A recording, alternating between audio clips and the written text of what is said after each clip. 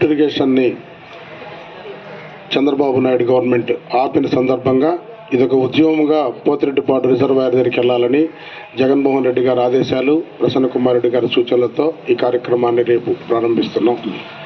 శ్రీశైలంలో దాదాపు 90 రోజులు ఓవర్ వాటర్ వస్తుంది, ఫ్లడ్ వస్తుంది.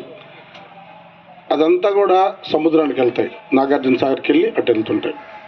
వాటిల్ని మనం రోజుకు 3 టీఎంసీలు పోతిరెడ్డిపాడు ద్వారా తీసుకొస్తే మనకి 140 టీఎంసీలు సోమశిల, కండ్లేరు నిండిపోతాయి. 60 రోజులు వస్తేనే సరిపోతాయి.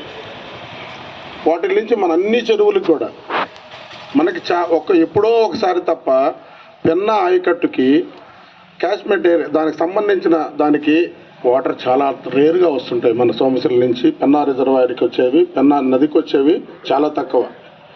అందువల్ల ఈ 3 టీఎంసీలు వచ్చిన దానివల్ల ప్రతిరోజు 3 టీఎంసీలు 90 రోజులు 200 చిల్లర టీఎంసీలు మనం తెచ్చుకోవచ్చు ఈ 6 జిల్లాలకి. ఈ కండలేరు నుంచి తిరుమలకు కూడా నీళ్ళు వెళ్తున్నాయి. రాజశేఖర రెడ్డి గారు, జగన్మోహన్ రెడ్డి గారు ప్రభుత్వంలో తిరుమలకు కూడా నీళ్లు తీసుకెళ్ళిన సందర్భాలు అందరికీ తెలుసు. ఈ కండలేరు ద్వారా వచ్చే నీళ్ళని లిఫ్ట్ ద్వారా ఇలాంటి దాన్ని చీకటి ఒప్పందం చేసుకొని ఓపెన్గా అసెంబ్లీలో ఓపెన్గా రద్దు చేసాం బాబు గారు చెప్పారని చెప్పి తెలంగాణ వాళ్ళు సోమశిలలోని శ్రీశైలం వాటర్ని 851 అడుగుల నుంచే వాళ్ళు లిఫ్ట్ ఇరిగేషన్ చేసుకుంటూ ఉన్నారు.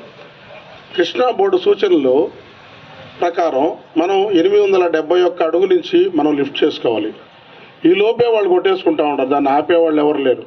మన ప్రభుత్వం గట్టిగా చర్య తీసుకుని ఉంటే చంద్రబాబు నాయుడు గారు అలా అందువల్ల మనకి ఇప్పటికే తగ్గిపోయింది సోమశిలలో వాటర్. ఇక 2 monthsకి అసలు ఏమి ఉండదు వాటర్ అక్కడ, మళ్ళా మామూలే.